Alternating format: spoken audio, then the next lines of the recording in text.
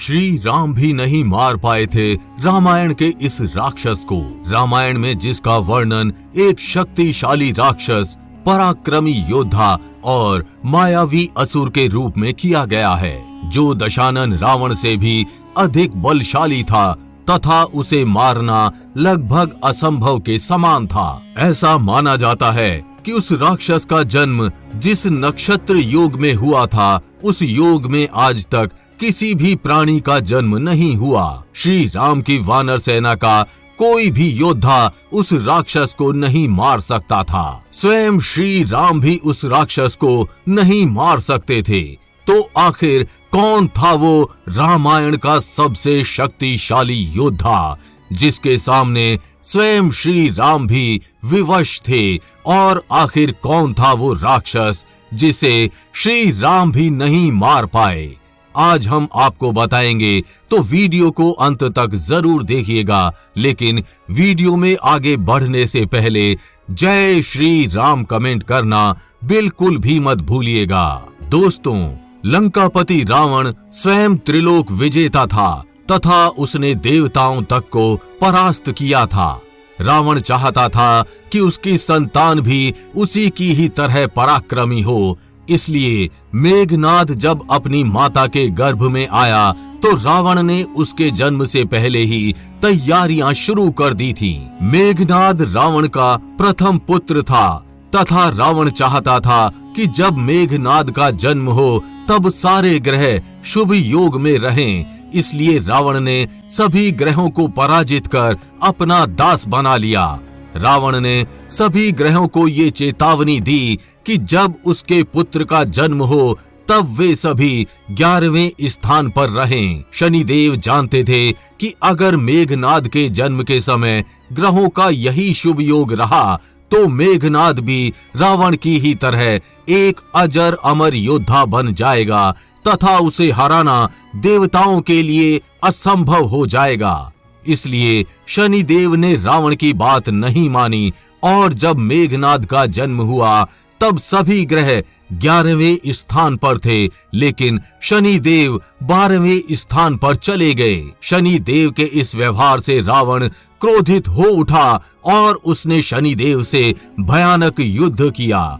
माना जाता है इस युद्ध में रावण ने शनिदेव को बुरी तरह पराजित कर उनका पैर तोड़ दिया था। मेघनाद के जन्म के समय भले ही शनिदेव 12वें स्थान पर थे, किंतु अन्य सभी ग्रह रावण के डर से 11वें स्थान पर ही रहे। नक्षत्रों के इस शुभ योग का असर मेघनाद के व्यक्तित्व पर पड़ा और वो रावण से भी अधिक मायावी निकला।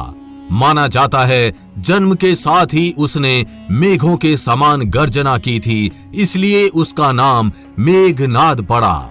मेघनाद बचपन से ही उग्र, स्वाभिमानी और महत्वाकांक्षी था। वो हर प्रकार की विद्याओं में निपुण बनना चाहता था।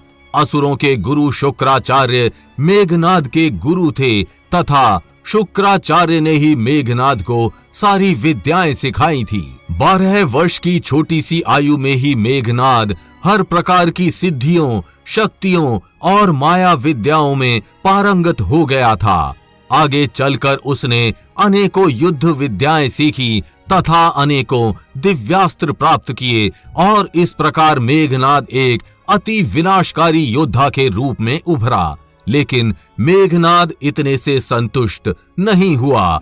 उसने एक विशाल अनुष्ठान के तहत महादेव को प्रसन्न किया और वरदान स्वरूप महादेव से अनेकों घातक अस्त्र प्राप्त किए। माना जाता है कि ब्रह्मास्त्र, वैष्णव अस्त्र तथा पाशुपत अस्त्र का ज्ञान रखने वाला मेघनाद अकेला योद्धा था। उसके पास तामसी नामक एक बड़ा ही मायावी रथ था, जो उसके इच्छानुसार कहीं भी किसी भी गति से जा सकता था। देवासुर संग्राम के समय रावण ने असुरों का साथ देते हुए अनेकों देवताओं को पराजित किया।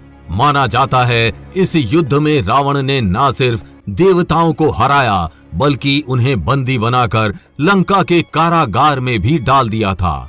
और लंबे समय तक सभी देवता लंका के कारागार में कैद रहे। एक दिन मौका पाकर सभी देवता रावण की कैद से मुक्त हो गए। उन्होंने सोते हुए रावण को बंदी बना लिया और रावण को देवलोक ले जाने लगे। तभी वहां रावण का पुत्र मेघनाद बड़े मायावी तरीके से प्रकट हुआ तथा उसने अकेले ही सभी देवताओं को परास्त कर उनसे अपने पिता को मुक्त करवाया। इसी युद्ध में मेघनाद ने इंद्रदेव को बंदी बनाया था। रावण और मेघनाद इंद्रदेव की बलि देना चाहते थे। तभी वहां स्वयं ब्रह्मदेव प्रकट हुए और उन्होंने इंद्रदेव को मेघनाद के चंगुल से बचाया। मेघनाद ने ब्रह्मदेव की बात मान ली और ब्रह्मदेव ने प्रसन्न होकर मेघनाद को इंद्रजीत की उपाधि दे दी।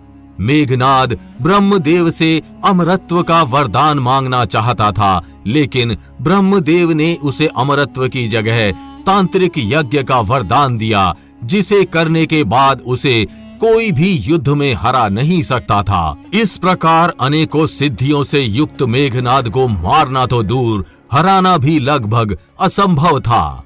मेघनाद ने न सिर्फ इंद्र आदि देवताओं को हराया, बल्कि उसने राम रावण युद्ध के समय अनेकों योद्धाओं को पराजित भी किया तथा भारी मात्रा में वानर सेना का संहार किया। मेघनाद ने ब्रह्मास्त्र के प्रयोग से न सिर्फ हनुमान जी को बंदी बनाया, बल्कि उसने नागपाश के माध्यम से श्री राम और लक्ष्मण जी को गहन निद्रा में डाल दिया था। इन सब के बावजूद मेघनाद का अंत लक्ष्मण के हाथों हुआ।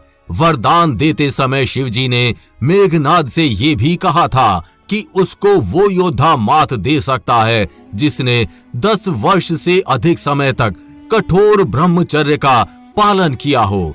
यही कारण था कि लक्ष्मण मेघनाद को मारने में सफल हो पाए थे और युद्ध से पहले लक्ष्मण ने मेघनाद के तांत्रिक यज्ञ को भी भंग कर दिया था। इस प्रकार लक्ष्मण ने शिवजी और ब्रह्मदेव के वरदान का पालन करते हुए अपनी शक्ति से मेघनाद का वध कर दिया। लक्ष्मण जी स्वयं शेषनाग के अवतार थे तथा बड़े ही कुशल धनुर्धर थे। लक्ष्मण जी भी हर युद्ध विद्या में पारंगत थे तथा मेघनाद के समान उन्हें भी अनेकों दिव्यास्त्रों का ज्ञान था। लेकिन लक्ष्मण जी का इतने वर्षों तक ब्रह्मचारी रहना यही मेघनाद की मृत्यु का मुख्य कारण बना और इसी वजह से लक्ष्मण को छोड़कर कोई भी योद्धा मेघनाद को हराने में सक्षम नहीं था। रावण के अन्य रिश्तेदारों की तरह मेघनाद ने भी उसे सत्य से अवगत कराया था, किंतु अभिमानी रावण ने मेघनाद की बात नहीं मानी और उसके कुल का विनाश हो गया। पिता की एक आज्ञा से मृत्यु को स्वीकार करने वाले मेघनाद की गिनती पितृभक्त पुत्रों में की जाती है।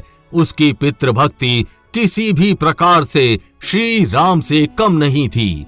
सच जानते हुए भी पिता की आज्ञा से देवताओं से भिड़ जाने वाला मेघनाद हिंदू पौराणिक कथाओं का एक महान योद्धा था। आप मेघनाद के विषय में क्या सोचते हैं, हमें कमेंट करके जरूर बताइएगा। अगर वीडियो अच्छी लगी हो तो इसे लाइक व शेयर कर चैनल को सब्सक्राइब करना बिल्कुल भी मत भूलिएगा।